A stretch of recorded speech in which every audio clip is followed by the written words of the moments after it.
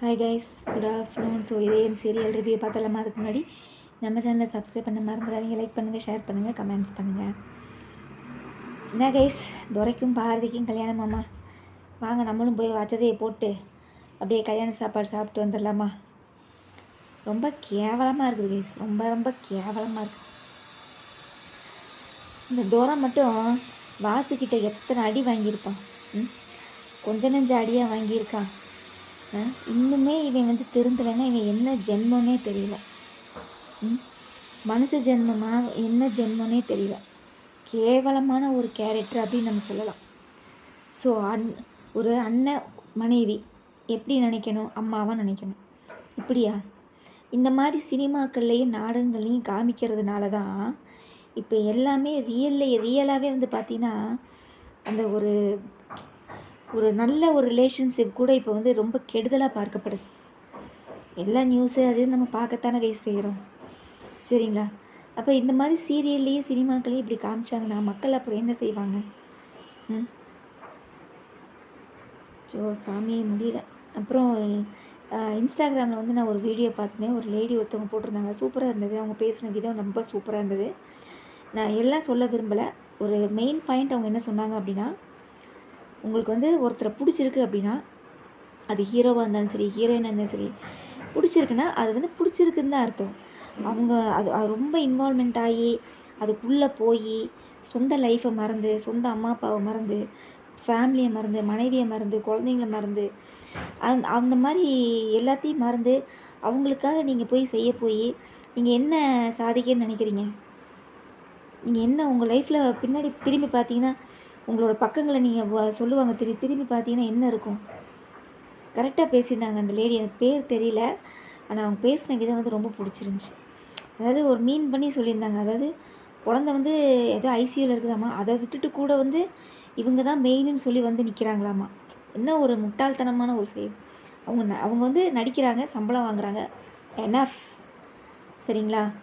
சும்மா போட்டுக்கிட்டு அது கூடயே மன்றாடி போராடி என்னத்தை நீங்கள் லைஃப்பில் சாதிக்க போகிறீங்க? பெற்று வளர்த்து ஆளாக்கி நீ காய்ச்சல் வந்தால் நைட்டு தூங்காமல் நெத்தியில் அந்த பத்து போட்டு துணியை வச்சு சுடுதண்ணி வச்சு புழிஞ்சு பாதுகாத்து, பிள்ளைக்கு பசி வந்தால் சோறை ஊட்டி வளர்த்து ஆளாக்கி ஒரு நல்ல நிலைமைக்கு படிக்க வச்சு, இப்படிலாம் இருக்கிற பெற்றவங்களை மறந்துட்டு ஏன் இப்படி இந்த யங்கஸ்டர்ஸ் எல்லாம் வந்து இப்படி பண்ணுறாங்கன்னு தெரியல. இருங்க, பிடிச்சிருக்கு அவ்வளோதான். ரொம்ப போய் அதில் இன்வால்மெண்ட் ஆகி எதுக்கு தேவையில்லாத ரிஸ்க்கு? மனசளவில் பிடிச்சிருக்கா, ஓகே டன், வேற அது முடிஞ்சிருச்சு. இப்போ சோசியல் மீடியா எடுத்துக்கிட்டிங்கனாலே அந்த பிரச்சனை தான் ஓடிட்டுருக்கு. நான் எதை பற்றி பேசுகிறேன் அப்படிங்கிறது உங்களுக்கே தெரியும். ரொம்ப என்ன சொல்கிறது, ரொம்ப கேவலமாக இருக்குது. ஏன்னா வேர்ல்டு லெவலில் உலகப்போரே நடந்துகிட்டு இருக்குது கைஸ். அமெரிக்கா, ஈரான், இஸ்ரேல் தாக்குதல்லாம் பார்த்திங்கன்னா ரொம்ப ரணகொடூரமாக போயிட்டுருக்குது. நீ அடுத்து வந்து அவங்க சொன்ன விதம்லாம் கரெக்டாக இருந்தது. இந்த பெட்ரோல் டீசல் விலையெல்லாம் எகுற போகுது. இப்போயே சிலிண்டர் விலையெல்லாம் பார்த்திங்கன்னா ரொம்ப தாறுமாறாக ஏறிட்டு இருக்குதாம்மா. நீ எலக்ட்ரிசிட்டி பில்லிருந்து எல்லாமே ஏறப்போகுது. பயமாக இருக்குது, வாழ்கிறதுக்கே பயமாக இருக்குது. அந்த மாதிரி இருக்குது. இவங்க என்னடானா ஊனம் எல்லாமே வந்து ஃப்ரீயாக தரேன்னா எங்கேருந்து கொடுப்பாங்க? எங்கேருந்து மக்கள் வாழ முடியும்? எல்லாருமே எலக்ட்ரிசிட்டி கார் வாங்கிட்டா எல்லாருமே கார் வாங்க முடியுமா சொல்லுங்கள்? இப்போ பெட்ரோல் டீசல் விலை உயர்ந்துருச்சு, எலக்ட்ரிசிட்டி கார் வருது. எலக்ட்ரிசிட்டி கார் வந்து எல்லாருமே வாங்க முடியுமா சொல்லுங்கள்?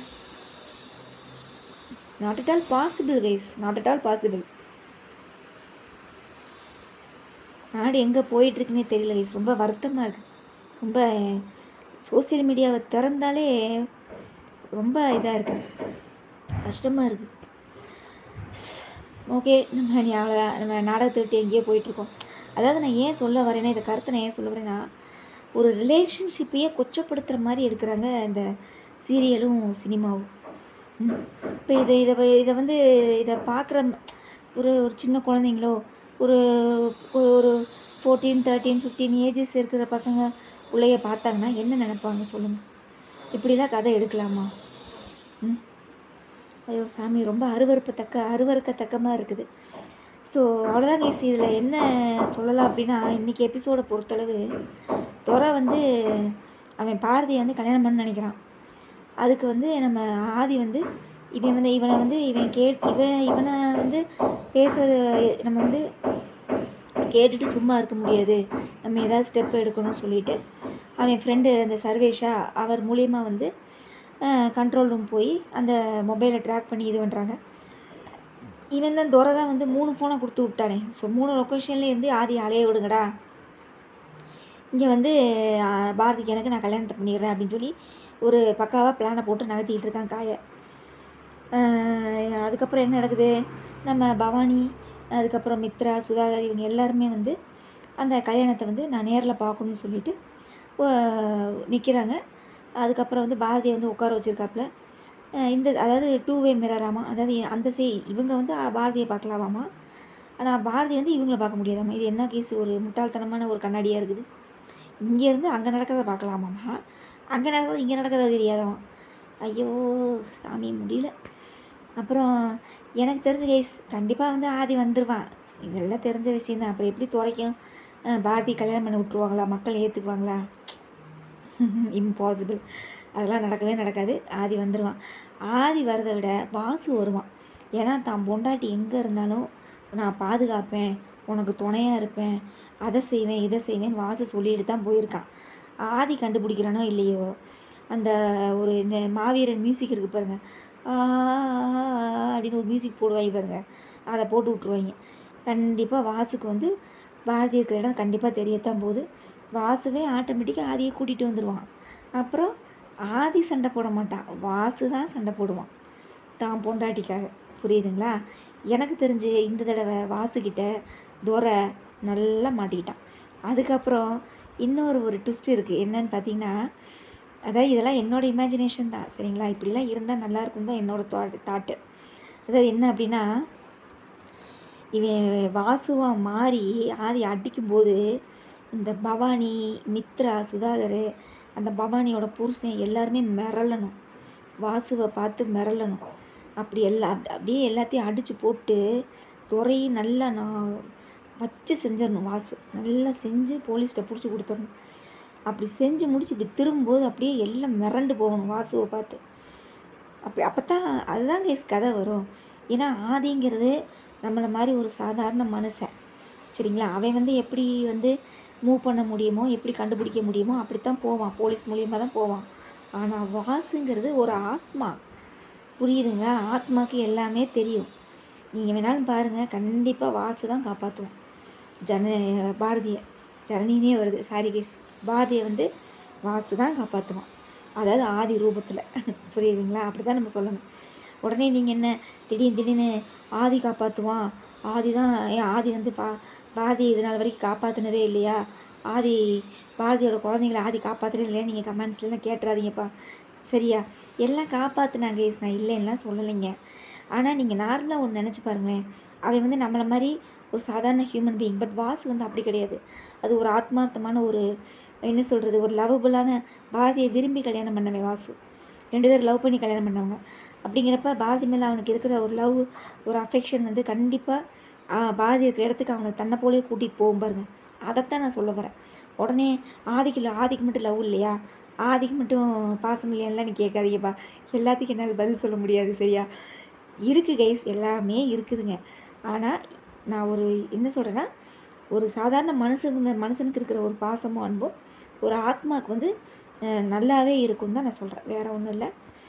அப்புறம் வேறு என்ன, மற்ற சீரியல் இன்னும் நான் டிவி கனெக்ஷன் கொடுக்கல கைஸ், சரிங்களா? எனக்கு என் பையனுக்கு எக்ஸாம் போயிட்டுருக்கிறதுனால ஹஸ்பண்ட் இருந்துட்டு டிவி கனெக்ஷன் கொஞ்ச நாள் வேண்டாம், அவனுக்கு எக்ஸாம் முடிஞ்ச பிறகு பார்த்துக்கலாம் அப்படின்னு சொல்லிட்டாங்க. ஸோ அதனால் டிவி கனெக்ஷன் ஒரு மாதத்துக்கு இருக்காது. அதனால் வீடியோ வந்து கொஞ்சம் டைமிங் மாறி தான் வரும், சரிங்களா? அதனால் கொஞ்சம் கோச்சிக்காதீங்கப்பா, சரிங்களா? அப்புறம் கார்த்திகை தீபம் சண்டே ஸ்பெஷல் நேற்று என்ன நடந்ததுன்னே தெரியல. சாமுண்டீஸ்வரி கார்த்திகையால் ப்ரைஸ் வாங்கினாலா வாங்கலையான்னு தெரியல. அதுக்கப்புறம் ரேவதி அதுக்கப்புறம் வந்து சாமுண்டீஸ்வரியோட புருஷன், அப்புறம் இன்னும் 2 பொண்ணுங்க இருப்பாங்க பாருங்கள், சுவாதியா, இவங்களெல்லாம் போய் வீட்டில் வந்து மிரட்டுறாங்க. அந்த சீன்லாம் நான் சும்மா ப்ரோமோவில் தான் பார்த்தேன். பட்டு நேற்று ஸ்பெஷல் எபிசோடெலாம் நான் பார்க்கவே இல்லை. அப்புறம் வாரிசு சீரியல், நான் தான் சொன்னேன்ல கைஸ், ஒருத்தன் வந்து வாலண்ட்ரியாக உள்ளே வந்து ஒரு புது கேரக்டர் உள்ளே வருது, யார் யார் சிபிக்கிட்டேயும் ஜனகாம்பாள்கிட்டேயும் இதே மோதுவான் பாருங்க. அந்த ஒர்க்கர்ஸ்க்காக ஒருத்தன் மோதுவான் பாருங்க. அவன் யாருக்கு ஜோடி? சேது விரும்பிகிட்டு இருக்கான் பாருங்க. வர்ஷினியா சிபியோட தங்கச்சி. அவளுக்கு தான் ஜோடியாக வரப்போகிறான். ஏன்னா மோதல் ஆரம்பிக்கிறதா காதலில் முடியும்னு சொல்லுவாங்க இல்லையா? ஆரம்ப கட்டமே மோதல் தான். என்னது பீச்சில் வந்து பீச்சை சுத்தம் படுத்துகிறோன்னு சொல்லி இறங்கியிருப்பாங்களாட்டிருக்குது வர்ஷினி. அப்போ அவங்களோட 2-3 கேர்ள்ஸு. இவனும் வந்து வம்புழுக்கிறாப்புல. சிபியும் போய் சண்டை போடுறான். சரியா? அப்புறம் என்ன கேஸ் 2 பேர்த்துக்கும் இதுதான். அதுக்கப்புறம் இன்னொன்று என்னென்னா, இப்போ வாரிசு சீரியலில் வந்து ப்ரிவியூ ஒன்று பார்த்தேன். என்ன அப்படின்னா, தமிழோட அம்மாவை வந்து அவங்க அண்ணங்காரையும் காப்பாற்றுறான். ஐ மீன் தமிழோட மாமனார் காப்பாற்றுறாப்புல.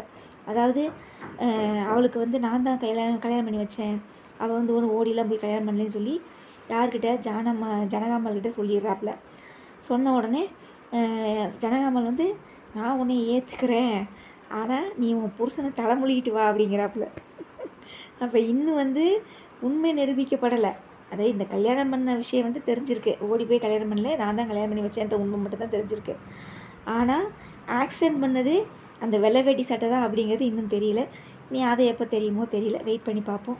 அது மட்டும் இல்லை, தமிழோட அப்பாவை பார்த்தே ரொம்ப நாள் ஆச்சு. இடையில அவரையும் காமிச்சிங்கன்னா ரொம்ப நல்லாயிருக்கும். அப்புறம் வேறு என்ன, இதை நான் கேட்கணும்னு நினச்சேன். ஒவ்வொரு தடையும் நான் ரிவ்யூ போடும்போது இதை கேட்கணும்னு நினச்சிட்டே இருப்பேன், மறந்துடுவேன். இந்த ஜனகாம்பாள் இருக்காங்க இல்லையா, வாரிசு சீரியலில் ஜனகாம்பாள், அவங்களோட ஹஸ்பண்டை யாருன்னு காமிங்கப்பா. சரியா? அந்த தாத்தாவை நாங்களும் பார்க்கணும்னு நினைக்கிறோம். சரியா? அந்த சோடி யாருன்னு தெரியல. சீக்கிரமாகவே அந்த சோடியும் காமிச்சிட்டிங்கன்னா கொஞ்சம் சந்தோஷமாக இருக்கும். அப்புறம் நம்ம கேடிக்கு வந்து ஒரு ஜோடியை போட்டு விட்டிங்கன்னா ரொம்ப சந்தோஷமாக இருக்கும். அப்புறம் சேதுக்கு நாமந்தான் நினைக்கிறேன். சேது இருக்கான்ல, சேது அவனுக்கு நாமந்தான். ஸோ வாரிசு சீரியல் மொத்தம் always super super super super super. அப்புறம் கைஸ் வேறு என்ன, கண்டிப்பாக உங்களோட என்ன மற்ற சீரியல்லாம் எதுவுமே நான் பார்க்கல. ப்ரிவியூ வச்சு பேசும்போது பார்த்தீங்கன்னா, வீரா சீரியலில் வந்து இந்த பாபநாசன் ஒரு படம் வந்துச்சு, யாருக்கா கைஸ்? பாபநாசன், கமலஹாசன், கௌதமி நடிச்சிருப்பாங்க. அந்த பாபநாசன் படத்தை காப்பி அடித்த மாதிரி இருக்குது வீரா சீரியல்.